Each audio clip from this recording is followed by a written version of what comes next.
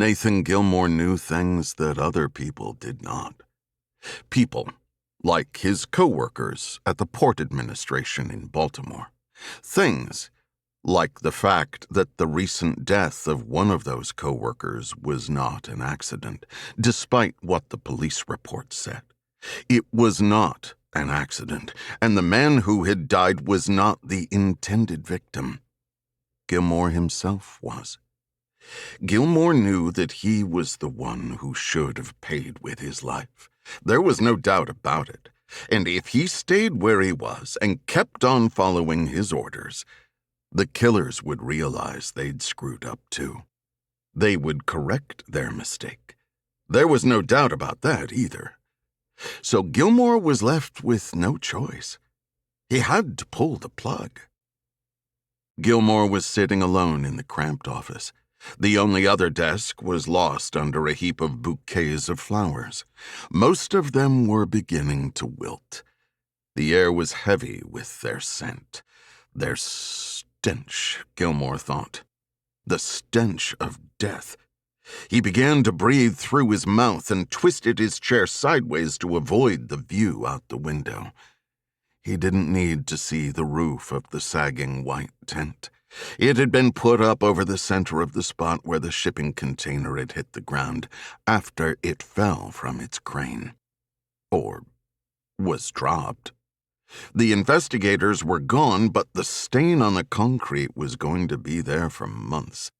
Office gossip said the guy who had been crushed by the container wound up as flat as a piece of paper. Gilmore had known the guy for 5 months.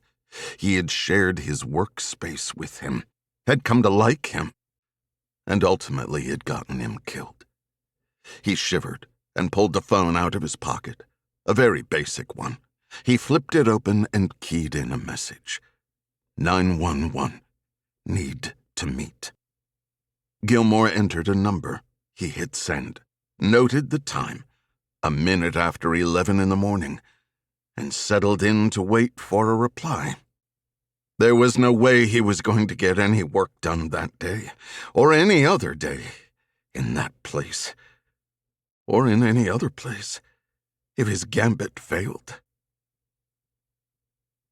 The same time Nathan Gilmore was sending his text, Jack Reacher was stepping into a coffee shop. It was a large place, bright and busy, just a stone's throw from Gilmore's dockside office. Inside, it had exposed brick walls, oak floors, and 3 parallel rows of ornate iron pillars holding up the ceiling. An old warehouse, Reacher guessed. Solid, built to endure. The kind of place that had outlasted the industry it had been designed to serve, and was now onto its second lease on life. Reacher imagined that the upper floors would be converted into chic apartments as the neighborhood got gentrified, if they hadn't been already. Reacher stood in line at the counter, ordered his coffee, black, no sugar, paid, and carried the mug to a small round table in the corner. Someone had left a newspaper, but that wasn't why Reacher chose it. He settled there because it gave him a view of the whole room. He squeezed in behind the table and lowered himself onto the wooden chair. It wasn't built for someone his size, 6'5", 250 pounds, and it wasn't comfortable. But Reacher didn't mind. He wasn't planning to stay long.